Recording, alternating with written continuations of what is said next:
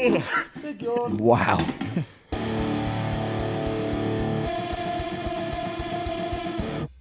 Hello, I'm Alex. I'm James. And I'm Dan. We're the RAGAMUFFINs, and this is episode 51 of the RAGAMUFFIN Music Podcast. It's a place for us to talk about the music that we love. This episode, we're reviewing brand new singles from Sleep Token, Malevolence and Witch Fever, as well as the brand new Bloodywood album.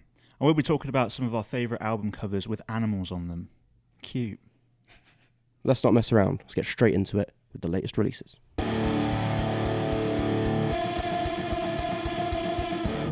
So first up, Witch Fever with Dead to Me. What are we thinking, boys?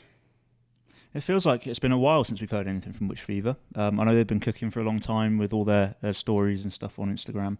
And I think this might have been worth the wait. I think it's definitely a step up from what they've done previously.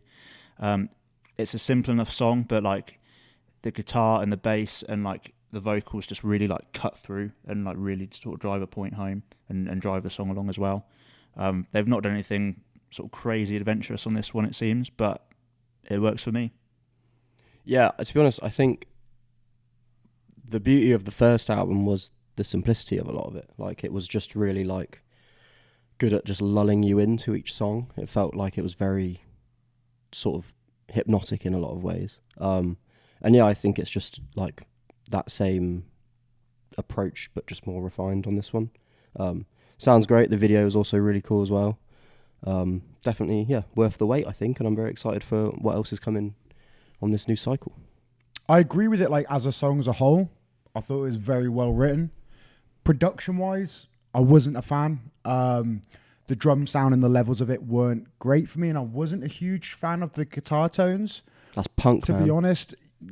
Yeah, but it did not appeal to me. I am a metalcore person, I guess.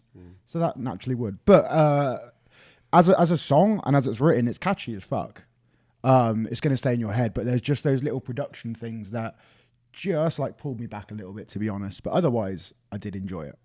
We have more new Malevolence. We had Trenches not too long ago. If it's all the same to you, we have new album details.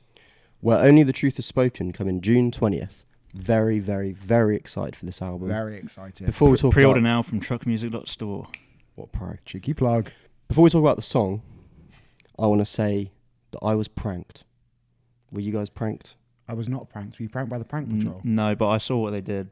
They yes, had of course, a post was put on Facebook on like Sheffield Online or something like that. Like a police kind of thing. Like a kind of like a shop CCTV footage kind Yeah. of thing that said 2 men wanted for theft. And it was Charlie and Alex of Malevolence. And I turned to Bryony when I saw it and I went, oh God, I can't believe this. I went, not these guys, no.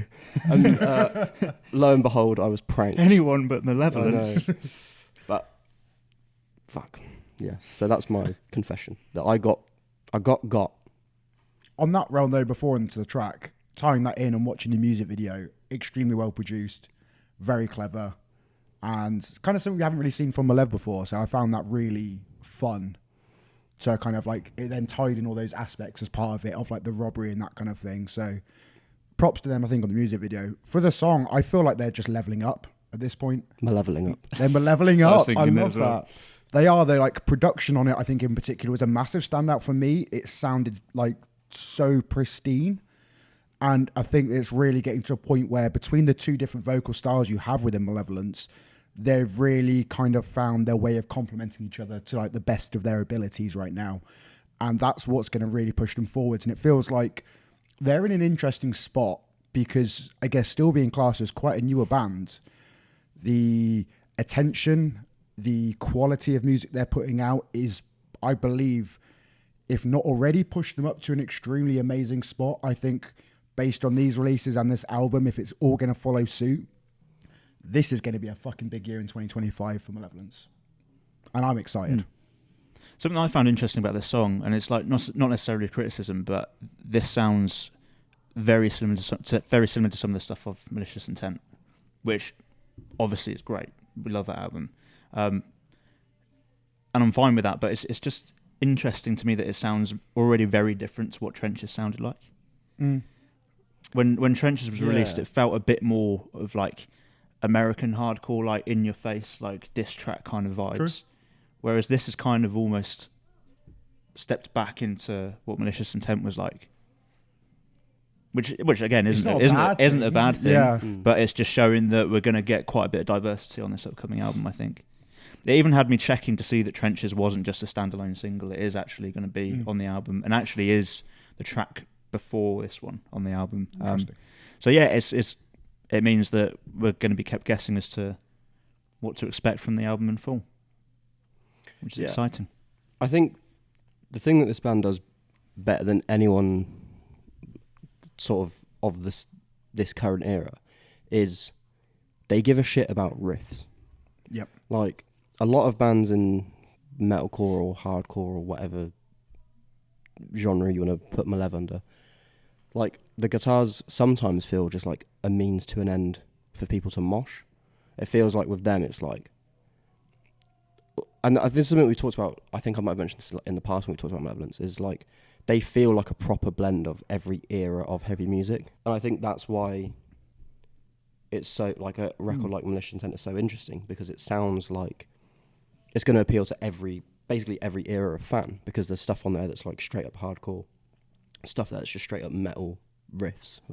They do appear on like many different festival bills, and that's partly because they kind of transcend a lot of sort of different genres of metal. Like you can try and categorize them as metalcore, hardcore. They appeal to the masses. Even like deathcore. They've got a lot of different influences in there. It's awesome. And I would say as well, for like heavy bands, they're one of the few bands that are also trying to keep guitar solos alive. Yeah. Oh my And you God. don't get that often in metal music anymore. It's very much like a thing of the past, and it's welcoming to have that in songs like this, and to be like, shit, people still can actually shred. So Yeah, but they also don't go too far with it. No, because I it's do not find out it the very realms of it. tiring when a Oh, guitar yeah, for the solo's fuck of kind it. of pasted in and it just doesn't fit. Yeah. It feels But appropriate. Malevolence do a good job of doing it when it's right. Also, like we talk a lot about clean vocalists in metalcore, and rarely does Con get his flowers, because he has one of the most unique voices. Yep. And I think his voice is a massive reason why they have like kind of a throwback vibe to them sometimes, because he sounds like he's from like the Pantera era of like metal bands, like, which sounds sick. So There's like a bit of Hetfield in there as well, isn't there? yeah, it's really cool. They're just one of the coolest bands ever, and I thought the video also was really good, really funny as well. Final single then, Sleep Token Emergence. It feels Now- like we're late talking about this one, but Quite we've got to talk about it, haven't we? We've got to talk about it. There's quite a build up to it. All these teasers, the House Viridian things, all this going on. We got the track. I'd say That makes it sound like we got it. we got the first. track. Yeah, Can they I just ask- DM'd it to us. Can I ask something? Go on. Was all those two houses bollocks even remotely related to this song? Oh, we don't know yet. Oh, for goodness. There might be more to come. Do you think it might be like a side A, side B kind of thing? Might be. There's some speculation that whichever house got like the most votes was whichever single got released first, but I don't believe that. But we'll see. There's rumours that there's going to be a second single pretty soon, so probably by the time you're watching this, maybe. Who knows? What were your thoughts on it? As the resident Ragamuffin Sleep Token fanboy, upon first listen, You're sort of like our token sleeper, yes, if you will. you could say that. First listen, I wasn't that keen. I really, really wasn't sure about it. It felt to me as though they were trying to kind of force in all the elements from previous Sleep Token songs that people have liked, kind of like the rapping stuff from songs like Ascensionism, sort of a bit of a breakdown towards the end, again sort of a slow piano build-up with Vessel's soulful voice, and then that kind of saxophone bit towards the end as well with the outro. That felt a bit borrowed from the Summoning as well, and it's all good stuff individually. But when I was first listening to it, it just felt like it was kind of all shoved in and a bit forced together. It didn't feel like the transitions between the different sections of the songs didn't feel as smooth as they have been on some of their longer songs in the past. So that beat threw me off as well. That It's in 4/4. that felt a little bit kind of uncomfortable to listen to. But honestly, the more I've listened to it, the more it's grown on me, and I love it now. And in a way, I'm kind of pleased that because this is the first thing they've really released since they've become massive and like made it into the mainstream, at least in the alternative scene. It would have been really easy for them to put out a really easy to listen to, like simply structured song that everyone would have loved, but instead they've gone for something still a little bit challenging, which has seemed to divide people, which is maybe linking back to this whole two houses thing. Some people love the song, some people hate it.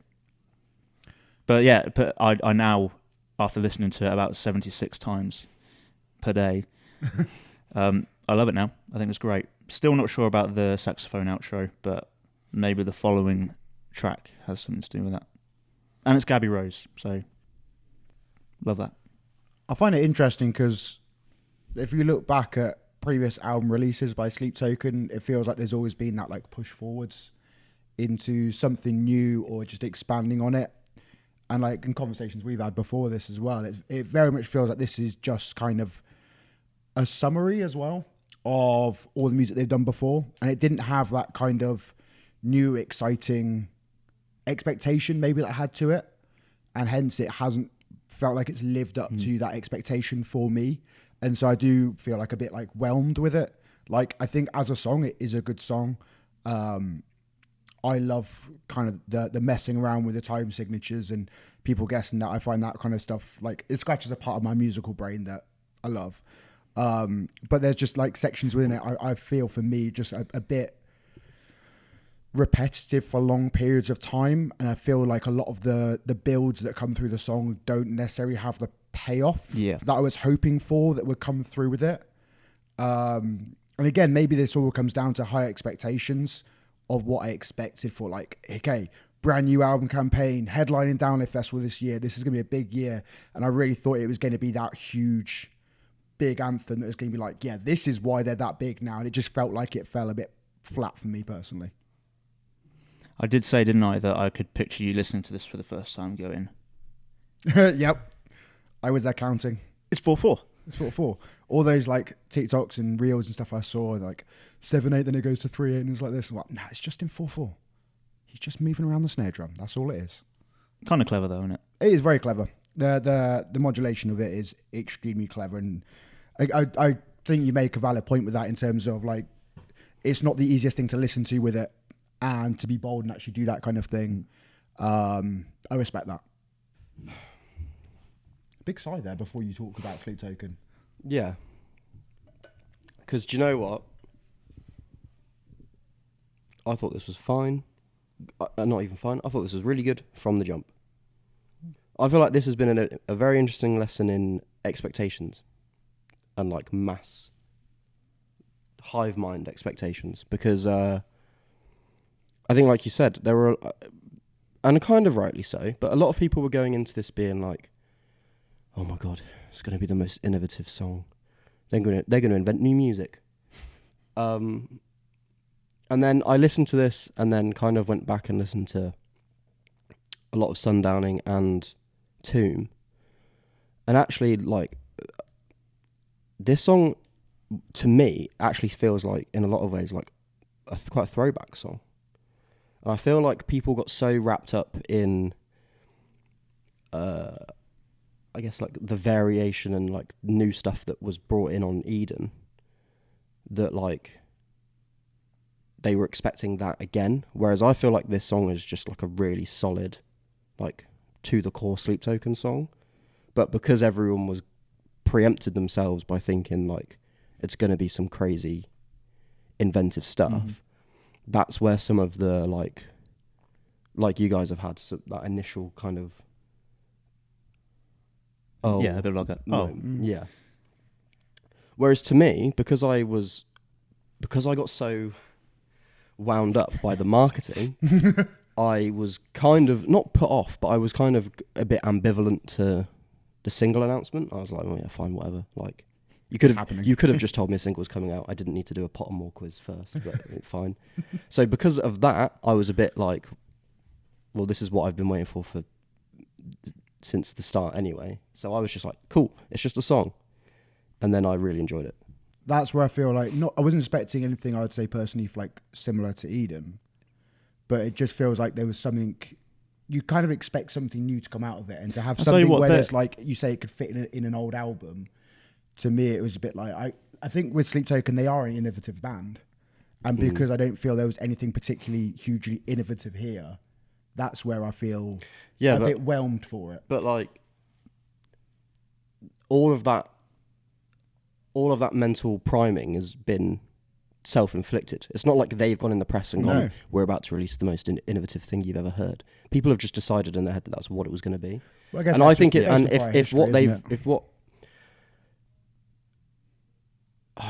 was going to say something controversial. No, to be fair, I think Sleep Token's marketing is more like revolutionary than their music is. Their music's great and it's very unique. Yeah, that's what I was about to kind of say. Like a lot of Sleep Token's success comes down to the image and like the way they market themselves and the way they are just experts at building hype for things. And maybe in James's case, it's fallen flat a bit there, by hype, and probably a lot of people's cases, it's probably heightened the expectations a bit. But in terms of the music, they're just borrowing. That they're clearly like very clued up musicians that are borrowing sort of techniques from loads of different genres and things. Yeah. But in terms of the marketing, that's where Sleep Token are really successful and really put themselves out there. And I think that's why there's so many people that will go, this band are really popular now, I'll give them a listen, and go in, well, it's not that great. Whereas in reality, the music is great, it's just they're seeing how hyped they are by people and thinking, it's nothing special. I was going to say something else, but I can't remember what it was. Something that's interesting me about this album rollout is so far Sleep Token have always released track 1 off the album first, followed by track 2. This time this is track 2 from the album going out first, and track 1 seems to be 8 minutes long. So that could be a very interesting opening track going into this then 6.5 minute song as well. It's only like 8 tracks Exciting. or something, like over an hour, isn't it? Something like that, I think I saw. I can't remember how long. I think it's 50-something minutes. I will say as well, and this is the most minute of peeves to have about this, but the Tomb rollout had some really, really interesting and exciting visuals and music videos. The Alkaline video, brilliant. Mm-hmm. The Love That You Want video is their best video. Mm-hmm. Even the Fall For Me video I really like. I love the Fall For Me We video. didn't get any proper videos on Eden. And basically my point is, the thing that frustrates me is they're a band that has such an emphasis on their visuals, but they've just done a visualizer for this song. And to me, it's a bit like, now's the time to... There's some photos at the end that like cut in. Like, but I do agree with you, actually. Split seconds, and it portrays like a knight fighting this massive monster. Which which maybe hints that there's more monsters on this album. And now you actually, I hadn't thought of that at all. And that's actually really surprising, to be honest. Also, thinking back to it. From like a business point of view, and this makes me, I feel like soulless saying this, but like, given how big they are now, you would want to start your album rollout with like, this is what they look like, not unmasked. I mean, but like, this is what Vessel looks like now, rather than just promotional photos of him, because all of the gold and green and him holding that fucking sword looks so sick. Yeah, just put it in a video. I don't want to have to see it on Rock Sound's Maybe we will. website. Maybe this first one's just like a continuing teaser of what we've got to come. Have we really not had a music video for them since think it's because all of the there wasn't a single one. Visualizers for everything else. Eden was just visualizers. Fuck, I hadn't even realised that. Yeah, interesting. Even then, I kind of thought, not happy about this, but fine. But anyway, now I'm a bit more aggrieved by it. Let's move on. Aggrieved, is that a word? Let's move on. Yeah. Let's move on. Getting bogged down. Make a music video. Finally, we've got New Delhi, the new album from Bloodywood. Lead us off. Well, it undeniably rules, doesn't it? It's bloody good. How long have you been waiting to Genuinely, I've just come up with it. Wow. You can watch the footage back and see the moment my eyes light up. It's that sort of quick wit that will keep people coming back to the podcast. Yeah, I'm not going to bullshit. This is my first time listening to this band. Yeah, mine Ever. too. Mine too. And- I've been aware of them for a long time, but this is the Yeah. first time that I've actually sat down and given them a listen. And I thought it was fantastic. Like, I guess it's hard, right? Because there's not like, we don't have an equivalent of this. Like, there's not a band that's like blending like British culture. Soft into- play. Okay, I stand correct. Oh, a pint glass maybe. Go just to the left. So I don't know. I think it's just. I think it's good for your soul to hear stuff that, basically hear world music, right? Like, that's what this is. Like, I know that we listen to it to a degree with bands like Landmarks that sing in French. We listen to like Electrical Boy that do some stuff in German. But I think that actually, like, doing stuff like that is important because it makes you a more rounded musical fan. If that, No, I get what do you're you saying. know what I mean? Well, I'm like, following it's you. something that was ingrained in us in like, this is gonna maybe sound fucking like a wanker, but in like GCSE music, like it was a core part of that was listening to world music I'm and not gonna hearing lie. other cultures' music. I don't know. I think it's actually like important for people to listen to an album like this. I mean, one of my main takeaways from it kind of relates to what you're saying. If you just listen to music in your own language, I didn't realise until really like trying a bit more sort of foreign language music, but you're almost limiting how many like vocal melodies and stuff you can listen to, because obviously by experimenting with a new language, there's so many different flows and like melodies that you can use, and yeah, that's one of the things that I enjoyed the most about listening to this album. Well, and also a lot of Indian music operates in like microtones, right? So you're actually hearing stuff outside of a typical 12-note scale. So immediately, even on just a musical level, this album is doing something that You don't in get most that. other heavy music you're just not going to hear. Yeah, I think this album's fantastic. It's really fun as well. I was quite surprised at how electronic it was. I wasn't, because I had Yeah. no real expectations. I think I'd maybe seen like a clip from a download one year where I think a dude was on stage playing like a sitar or something. I was like, that's cool. But I didn't know how much of it would be just straight up metal, how much of it would be traditional, like I mean- Indian music. But it was a really fun blend of just everything, basically. It was really reminding me of another Asian band, Crossfaith, with like, I've not even listened to Crossfaith for a long time as well, but like some of the like electronic stuff they were using was just reminding me a lot of listening to Crossfaith years ago, like 2010. I'll say one more word. Riffs. Oh yeah, 100%. Riffs. Really cool riffs. Yeah, everyone in the comments should drop a recommendation of your favourite non-English speaking band. I like that. Oh, actually, I just want to very briefly mention, I don't know if it's an official release, but the Static Dress Death to the Overground, it's like a 1 minute long song that they've just put out on YouTube and socials. Sick as fuck. But it's I guess not it's on not a full streaming. song because it's not on streaming or anything yet. Unless it's but gonna be that like- breakdown is just... Oh my god. Stop it. Stop it, Static Dress. No, don't stop it. Keep going. Well, that's all the new music, but let's see what's coming up soon. In the future. We have Bleed From Within with Zenith, Thornhill with Bodies, Scowl with Are We All Angels, Landmarks with The Darkest Place I've Ever Been, As It Is with Never Happy Ever After X, Employed to Serve with Fallen Star, and Glare with Sunset Funeral. What are we excited for? Do I need to say? No. Cool. Dan. Maybe say for the new listeners. Yeah. For a new listener. As it is. Landmarks. You know what? I'm really excited about that Glare album. Yeah? I like Glare a lot.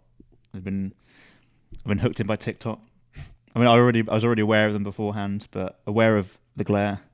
But now they're just appearing everywhere on TikTok, and yeah, can't get enough of them now. So Yeah, that's 100%. really big. I'm also very excited for the Glare album. I will say Landmarks, just so James doesn't smack me. They're alright, I guess. For me, it's the Scowl record. It's the one Saba? Ça va très bien. Jesus. Mom. The Scowl album is what I'm most excited for.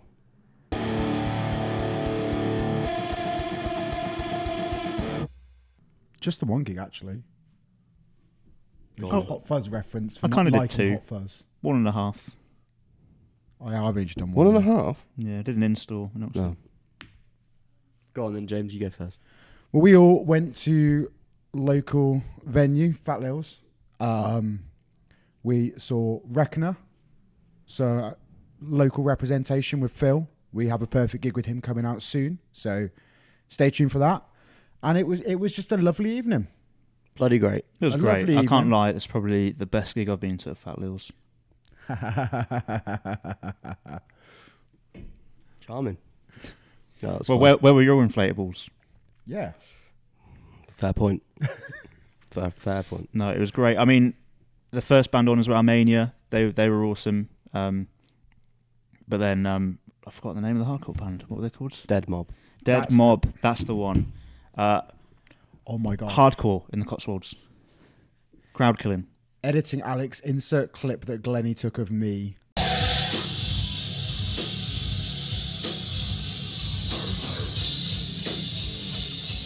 Where you just see my shock of what the fuck is going on in Whitney great, at wasn't it? Fat Lil's, because just absolutely blown away by that of having legit good hardcore at Fat Lil's.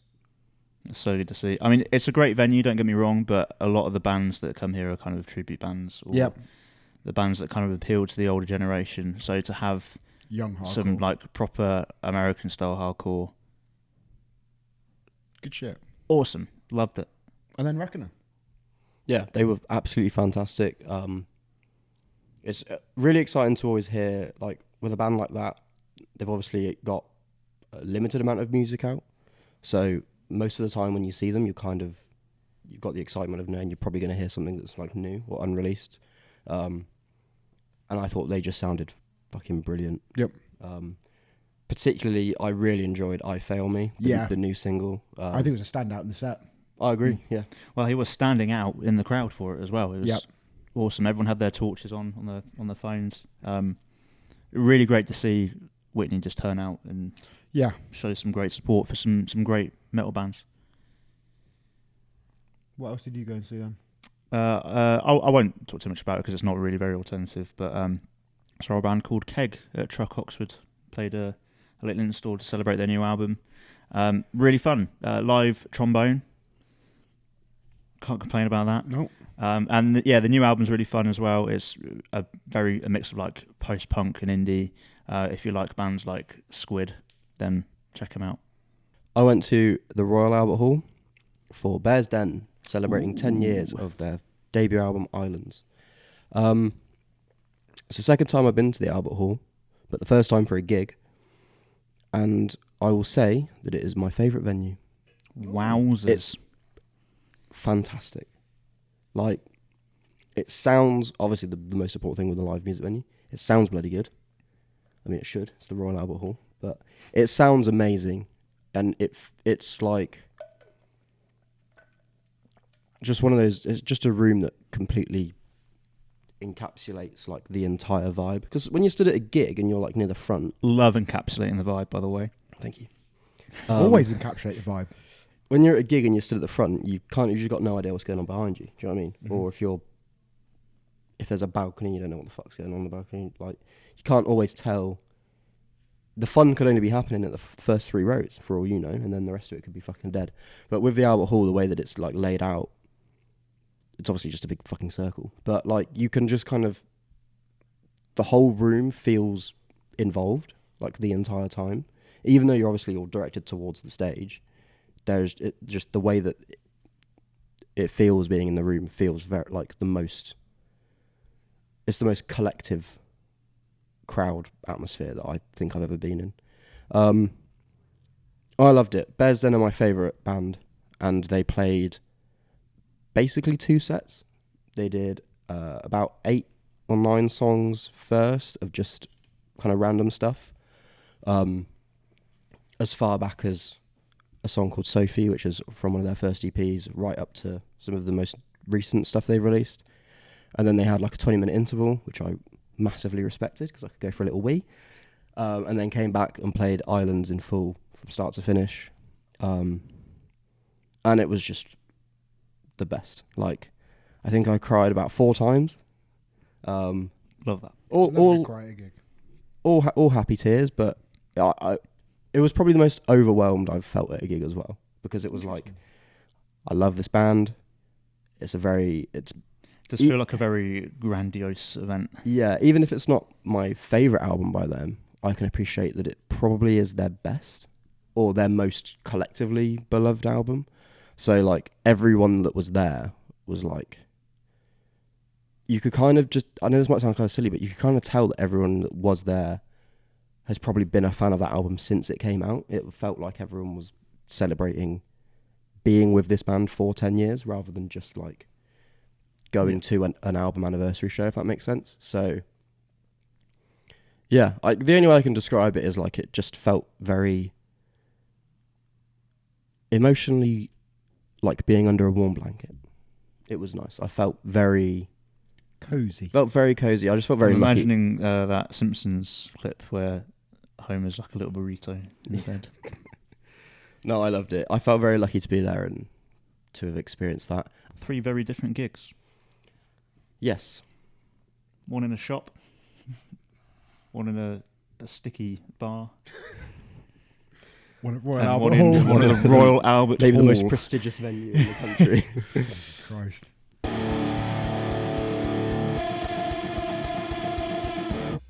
Let's be honest, we were out of ideas for today's discussion. Yeah. So we've had a couple of ideas on the back burner, one of which is to talk about our favourite album covers with animals on them. Yes. No. We were inspired by a meme. Shout out dog album covers. I'll probably put it on screen now. I went looking for that meme and I couldn't find it. And it's really sort of made us think, number 1, we love albums. Number 2, we love cute animals. So let's talk about the best ones. We're gonna throw a bunch of them out there and try and settle on the Mount Rushmore of animal album covers. Who wants to throw one in first? So I think... Oh, do you want to go first, James? He's put both hands down. Then we've In got my no opinion, choice. Can't argue both hands down. I cannot compete with that level of assertiveness right In now. my opinion, the greatest album of all time, I Owe by Slipknot. Now, it's a goat. And it has a goat on it. It has a goat. It's That's the greatest a very, album. very strong start. It's phenomenal. As I say, it's best album that I think exists, in my opinion. Not everyone will agree with that, but everyone else is wrong if they don't. And it's just iconic, to be honest. You see that album cover. A lot of times you'll have, like, obviously, this is a thing, like, you'll have name of band, name of album on there. You don't need that kind of thing. It's such an iconic cover in itself that you just see it. And you're That like, is on there, though, straight as well. away. It is, but, like, you could have that pulled out from it. Sure. And it's just so identifiable as to them. And such a huge album in the landscape of heavy music that needed to be mentioned straight away from me. Sure. I was going to sort of work up to some of the big ones. I was going to start... I'm starting strong. chill. Well, shall we all start with a big one each? Sure. Have you got a big one ready? Yeah, I think it still counts. It's not like a photo of an animal or anything, but I think one of the most iconic animal albums is White Pony by Deftones. Very nice. I don't think I need to say any more. The album no, is called White Pony, and it has a white pony on the album cover, so you know exactly what's going on. Like James mentions, you don't need to have the name of the album on there because it's called White Pony. Self-explanatory. Just White Pony on the album, you know the album name. Well, I'm glad you've also done something there. You've opened up the floor to not just pictures, which is brilliantly leads me Representative into- images of Yes. animals. And I've gone for arguably one of the greatest albums of all time, the Black Album, which features a little snake. It does. It does, yeah. Yeah. See, It you were does. thinking there's Ooh. not an animal on there, but there's a very little snake, It was subtle. sort of black on black, so you Slithery can't little really snake. see it. A slithery little snake, What's he doing there? just chilling, just waiting for a mate, just waiting for you to listen to one of the greatest albums of all time. Yeah, I'm going for the Black Album because of the snake. I'm going to get one out there early that isn't necessarily an alternative album, but it's one of my favourite dogs on an album cover, Tusk by Fleetwood Mac. It's got a little dog biting at someone's jeans. Very good. Someone's ankles. Very good. Just cute. I was playing it in the shop earlier, actually. I'm going to give you a quick fire 1-2 of, again, not alternative, kind of acoustic folk albums, if you will. Mm-hmm. Noah Kahan's Stick Season and Phoebe Bridgers' Stranger in the Alps. Oh, yeah. Just cute dogs. Cute dogs. And I'll also say Clairo's album, what's it called? Sling, I think it might be called. Can't remember. It's her holding a dog as well. So there's 3 for the price of 1. Love it. You're saying cute a lot with the animals. Would you class a dragon as cute? Hmm. The one in Shrek's cute. She's... The 4 beers. Well, yeah, that's just for the courage. Going with like a pretty grand and visually striking one for In the Court of the Dragon by Trivium. Okay. Very beautiful kind of Is a album dragon cover. We're an getting animal? outside Oh, the box. come We're getting a on. bit outside the box. Is a dragon an animal? Or is it a Yes. mythical being? Ooh, that's a Come good on, question. just give me that. It looks sick. We might have to leave that one in the hands of the jury. Is Let us know in a the dragon comments. an animal or just a mythical being? I've got one that is genuinely one of my favourite animals on an album cover and one of my favourite albums. You'll Be Fine by Hot Mulligan. Of course, you beat me to it. It's got a cute little dog sat next to presumably its owner, sat by a lake. I've got another one, another drawing of an animal, and it is City and Colours album Sometimes, which has a trad bird drawing on it, and I bloody love that album. So It's a rad trad bird. yes, On the bird theme, it's a dead bird. brilliant. Subliminal Criminals by Straight from the Path. Yes, Pretty iconic. good. You see that album cover. I hear sounds. I hear riffs. I hear Angry Stray. You're bringing some great balance to this episode, James, because Alex and I are picking like cute, fluffy animals. I'm just And bringing like the gnarliest picked- shit, aren't I? you've A dead picked goat, a dead mythical bird, and a beings. dragon. In dead things. In the interest of keeping things cute, I'm gonna pick an album that isn't actually out yet.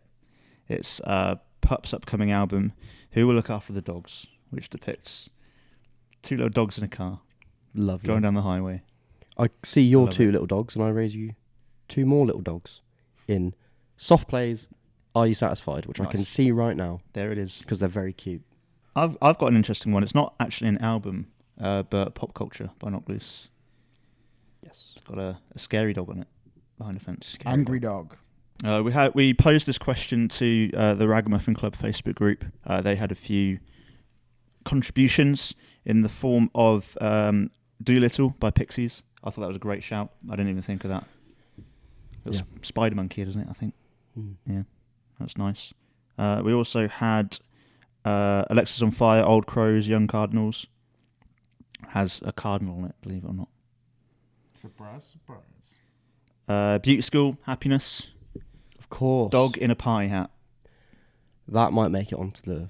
It's good, isn't That it? might make it onto the Mount Rushmore. It's not one of the more iconic albums on the list, but it's a dog in a party hat It's bloody cute, yeah. on a So- yellow background, Mm, and the album's called Happiness. there you go. It all The epitome makes of sense. happiness, really. Mm. Dog in a party hat. What more do you want? An album cover. A Oh, gen- Connor said Papa Roach as well. Oh yes. I think I've actually just stumbled across a genuine contender for the Mount Rushmore. Brand New Eyes by Paramore. That's pretty Ooh, iconic. yeah. That's pretty iconic, and I think Another that dead one. that also, I think that's Mount Rushmore. Are you guys? I'm Still going, or- I'm out of ideas. now, if I'm I, honest. to be honest, I'm scraping the barrel. I mean, we've been scraping the barrel since the start, really. haven't we, Yeah. with Do you this wanna rattle off a few? discussion? I'll rattle off a few more that I haven't mentioned yet. Weezer, Raditude, Blur, Park Life. What's going to be fun here is in the edit where Alex is going to have to flash up all these album covers as we say them. Bloody hell. Good luck. I didn't think about that. The Wonder Years, Sister Cities, depicts a little sketch of a stray dog. And the Wonder Years, Suburbia, has a guy in a pigeon suit, which I'm claiming as an animal. I don't think we can allow that I one. don't think we. No, that does not make the pass. I think that's all I have. So we've got a Mount Rushmore of this. We've got to pick 4 album covers that have got animals on that are the Mount Rushmore of that. I think straight Okay. away, Well, Brand hang New Eyes, I think that is a lot. Should we? What Are we was it? going to limit this to actual animals, or are we still going to allow for drawings? I'm happy to allow drawings. Because I think animal significance on an album with cover. taking away drawings takes off two huge you know contenders. What? Let's just make it actual animals. Actual animals? Because then we can give an award to an actual animal. Oh, but then that means that we're losing White Pony and the Black Album. Yeah. Fuck. I'd rather let a the record, real animal, I think. Let the record show that they would have made it had they been absolutely. real. Okay, number 1 I think is Brand New Eyes. I think that's fair. With the butterfly.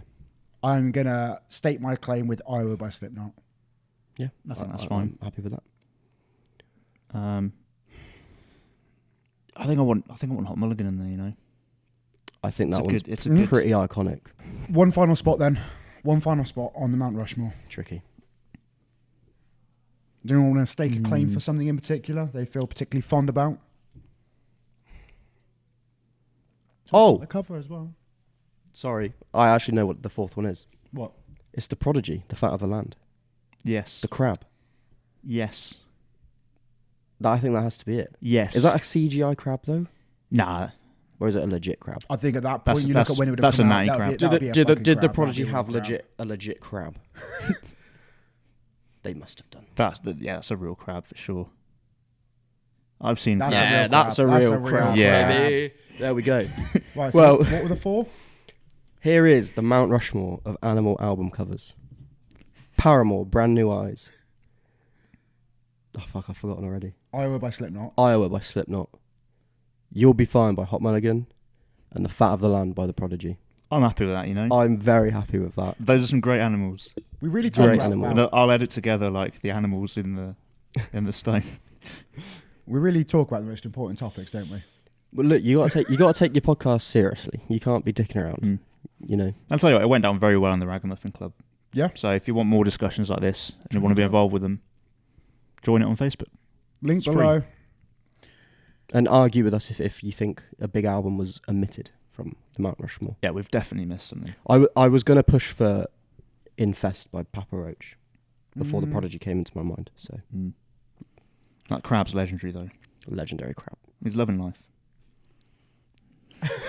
Thing is, it depicts what listening to The Prodigy is like. So Yeah, it's great. What, me if I was Just at the beach. Incredible.